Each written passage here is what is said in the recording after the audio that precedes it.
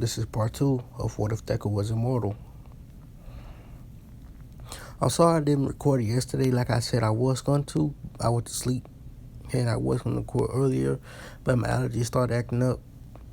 And you guys have been blowing me up about making it part 2. So here's your part 2. So, now, let's get into the story. As we cut over to a dark room. The rest of everything else is dark, except of the chairs and this table, a round table. As someone starts speaking. So, he has woken up, has he not? Yes, said another man. He has. So he will be able to sense that we are here, right? Yes, he will. The oldest of all of us has awoken. As we shall wait till he gets here. As we change our POV again to Deku. As Deku just going around Japan, watching everything around the whole Japan. Sees heroes, he sees villains. He then goes to America, China, Thailand, Africa. He goes everywhere around the world, watching everything.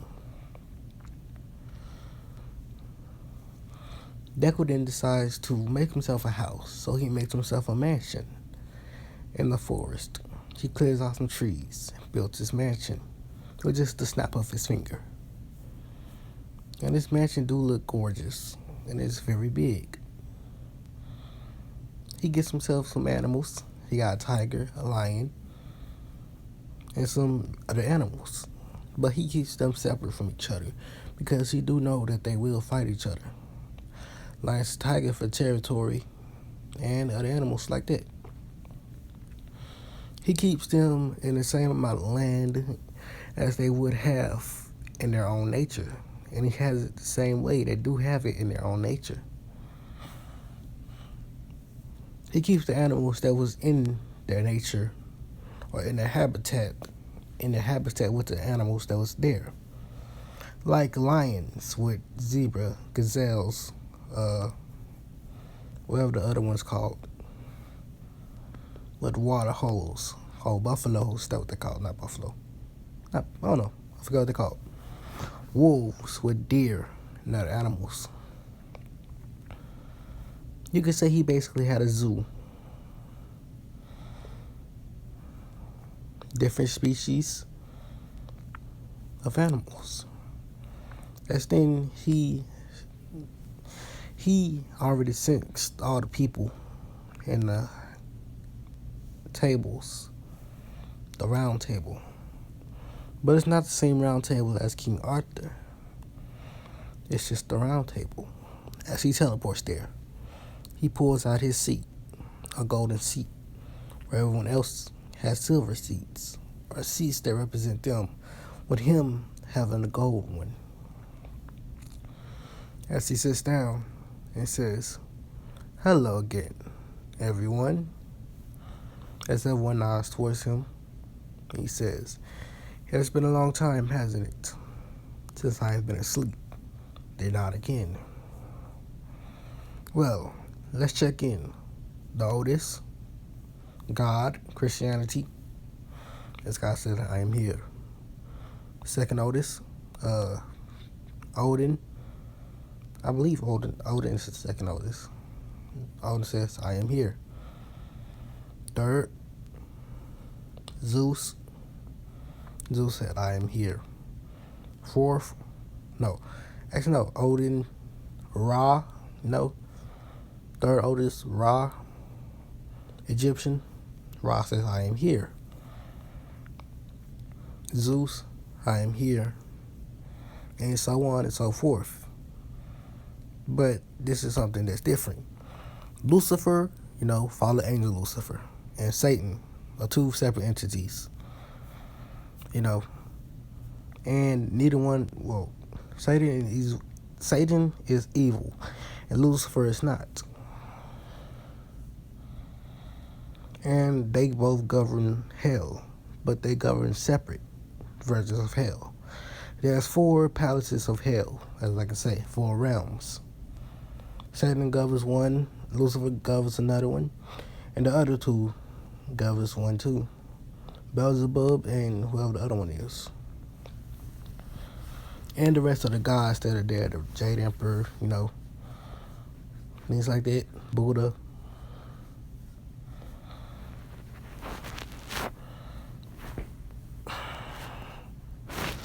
So, as they start, a conference meeting, you could say, telling Deku, woke up, and he tells them to explain to him what happened over the years. As they explain, he then says explain how your religions, developed over the years. As he explained that too. And Lucifer said, no. Lucifer starts speaking, since he is one of the youngest. He says, I'm actually getting pretty tired of being called Satan. They keep confusing me with Satan. I am my own separate entity. I am not Satan. I am Lucifer. No, Lucifer. It makes you start to smile a little bit. Well, I can't help you with that. You're going to have to figure that out on your own. Well, I just wanted to check in with everyone as I'm going to leave again. I want to go search for the descendant of an old friend I used to have. Oh, I'm talking about up there, the American. As it says here. So, goodbye. As he goes away. As the rest of the guys go back to their realms, as you could say. God goes back to heaven. Lucifer and Satan and Beelzebub and the other one, they go back to hell. Odin goes back to what's it called? Asgard, along with Thor, Loki, and the rest of the Asgardian gods. So every god and their lackeys, as you can say, not lackeys, relatives come, and then they leave. So Deku goes back to Earth, and he starts to sense out the descendants of an old friend of his, an American that he knew. As he finds her, actually, and no, it's not the ship. The ship is Momo. Because everyone really want me to do Momo, I'm gonna do it. But Momo gonna be different. So as he finds, I'll have to, talk to you about it later, after that. So yeah, I already know what he's trying to say, but yeah, I'm going to explain it. As he finds this person, this woman, as she's one of the, one of the relatives of this man he's looking for, but he searches for everyone else. As he brings them, with a snap of his finger, together. As they're all together and they see this man basically floating above them, then he comes down. He says, oh, so you must all be, the Roosevelts. Yes, this is the Roosevelts. And no, Deku's friend was not, what's his name? Deku's friend was not one of the recent Roosevelts, but it was one from history. One that's on the mountain, as you can say. One of our most coolest presidents ever. A president that will always go down in history is one of the most badass presidents. So, they are the descendants of Teddy Roosevelt. One of Deku's close friends, as you could say. Deku says, so he must be the descendants of him, Teddy Roosevelt. They say, how do you know that? Deku says, you cannot even know your own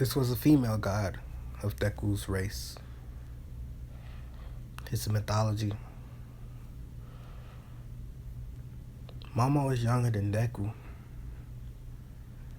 She popped around by the time when cavemen came along. And since her mortality was different from Deku's, she could live a long time, but she could live forever unless she got killed.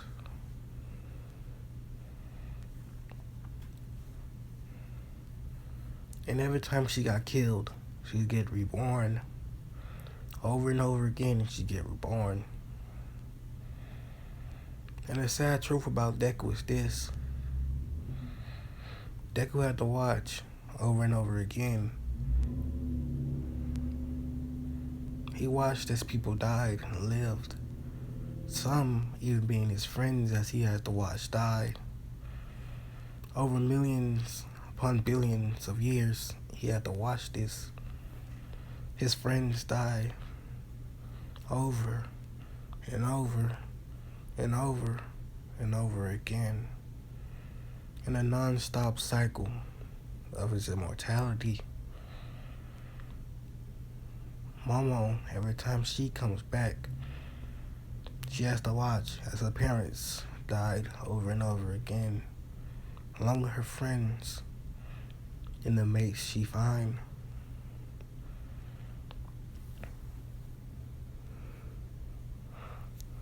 She might carry a smile, but inside it's dark, it's sad. It's just like Izuku. He wears a mask to hide the pain. If you knew his true sadness,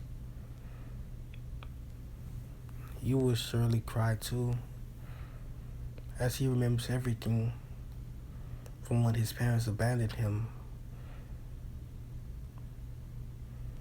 sacrificed him for food, and then him having to grow up alone, watching them die, watching the world develop, watching animals come to life, dinosaurs then get killed off, only for another animal to prosper and live up, then humans to come, for him to make friends with the humans, then them to die, and their kids to grow up, then die, then their kids to grow up, then die. And it's going on for a long time. This has slowly but surely made him sad, as he wished he could give the mortals immortality for them not to die, but he chooses not to, because that would ruin the whole world. As he slowly watched these humans, he watched every mythology's humans, the versions that they made of humans. From God's Christians to Zeus's Greeks to Ra's Egyptians to Odin's Vikings. He watched them all. He watched the first sin be made by Adam and Eve from eating the fruit of the forbidden tree.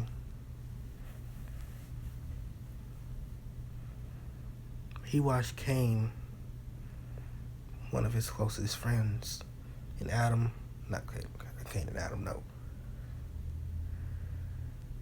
Adam and Cain, no. I'll forget the other brother name that fast. Abel, yes, Abel. He watched Cain and Abel as Cain killed Abel out of jealousy, out of the fact that God favored Abel's gift more than his.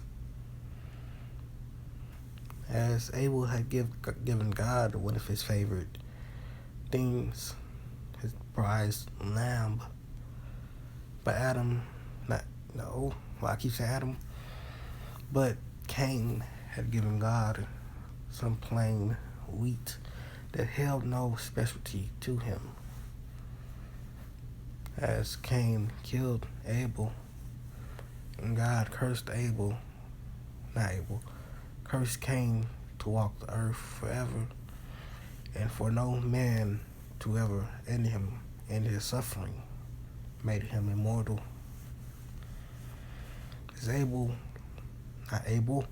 As Cain had to live with his thoughts for the rest of his life, also he was supposed to, as Deku went to sleep for a lot of time, and as he woke up, Cain was still in pain. He isolated himself from the rest of the world. As Deku took away his immortality and laid him to rest. Now, this is when Deku showed up in front of Momo, and he says, "So, you're like me, are you not? You are a god." As Momo is shocked, "How do you know that I am a god?" As Deku says, "The red eye, it marks your mortality, but your immortality is different from mine. You have rebirthed, but you do have immortality, which means you can live forever unless you are stabbed through the heart with a holy blade. So how many times have you rebirthed it?" As she says, "More than I can keep count." As Deku says, I see. "So I know you have seen many pains throughout your life." As she says, "I have." As they come to a silence, and Deku do notice Momo's beauty. Momo also notices Deku as she starts to blush, as Deku starts to laugh a little. "Why are you blushing?" She says, "It's none of your business," as this is a 18-year-old Momo with the mindset of someone who has lived for billions of years.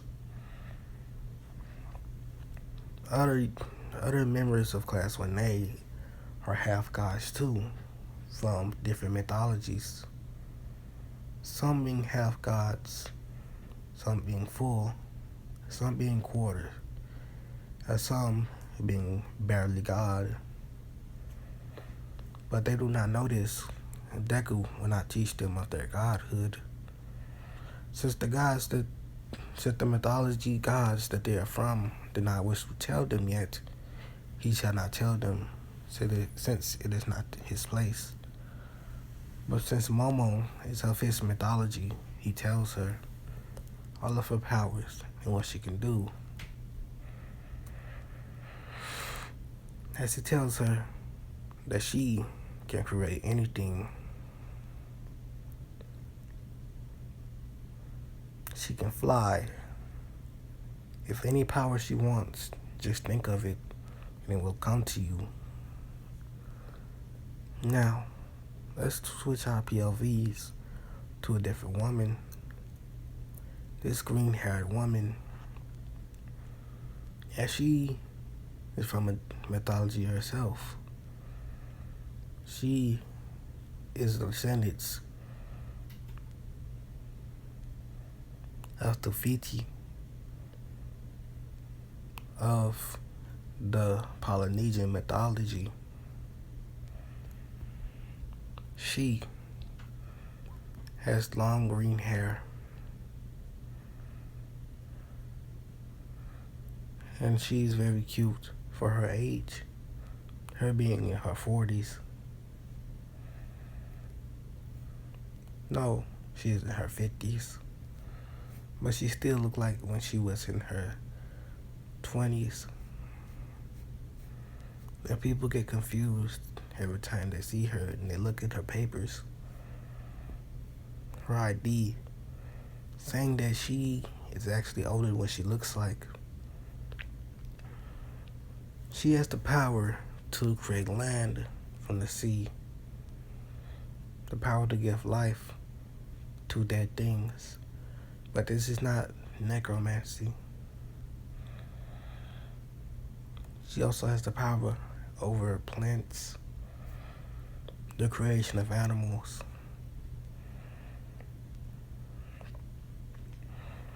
As this woman's name is Inko Midoriya, as she knows of her god lineage, but she keeps it a secret. Oh.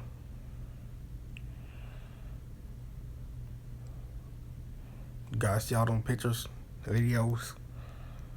Yeah, mind your business. That ain't nothing important to you. So, well, my voice getting a little bit, hurting right now. So I'm gonna, sorry, but I'm ending it here. My voice hurt a little bit.